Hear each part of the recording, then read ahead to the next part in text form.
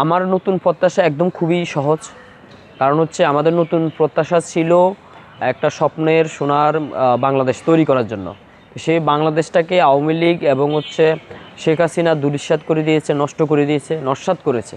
তো সেই শেখ হাসিনা এই বিগত 17 বছর বাংলাদেশকে প্যাসিবাদী কায়দায় শাসন করেছে। সর্বশেষ মানুষের 17 বছরের ক্ষোভ ব্লাস্ট হয়ে সে বিদায় নিতে বাধ্য হয়েছে। 2000 মানুষের আত্মত্যাগের বিনিময়ে 40,000 মানুষের সেই পঙ্গুত্ব, বরণ, আহত। তো সেই জায়গাগুলো আমাদের মেনশন করা ছিল যে আমরা সেই জায়গাগুলো নিয়ে কাজ করব। যারা শহীদ হয়েছেন, শহীদ পরিবারগুলোকে পুনর্বাসন করা, আহতদের সঠিক চিকিৎসা নিশ্চিত করা। অনেক আহত আছে যারা এখনও গেজেটভুক্ত হয় নাই, যাদের এখনও কেস আইডি আসে নাই, কিন্তু অনেক ভুয়া আহত লিস্টে চলে আসছে। তো এই বিষয়গুলো আমাদের দলের পক্ষ থেকেও কিন্তু করার কথা ছিল, কিন্তু আমরা সেটাও করতে পারি নাই বা আমাদেরকে করতে দেওয়া হয় নাই। তো এই যে এখন তারা করতে পারে না, কিন্তু আমরা তো আছি।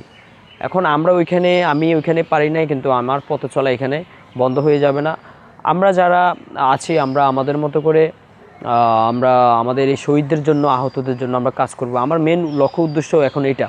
কারণ হচ্ছে তাদের বিনিময়ে আজকে আমি কথা বলতে পারতেছি, যাদের বিনিময়ে আমি বাক স্বাধীনতা আমার বাস্তবায়ন হচ্ছে। তাদেরকে যদি আমি পুনর্বাসন করতে না পারি, তাদের পরিবারকে যদি সহযোগিতা না করতে পারি, তাহলে তো আমার এখানে আসলে এই রাজনীতির নামে অপরাজনীতি করাটা কোনোভাবেই বাংলাদেশপন্থীর সাথে যায় না।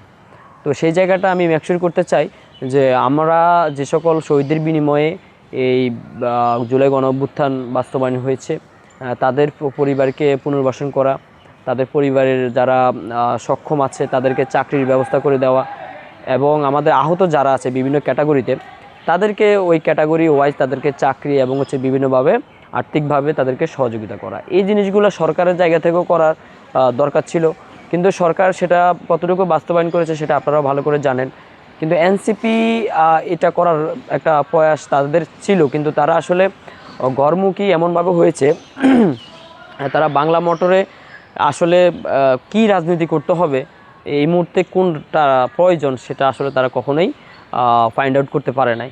তো এটা সবচেয়ে এনসিপির বড় একটা ব্যর্থতা।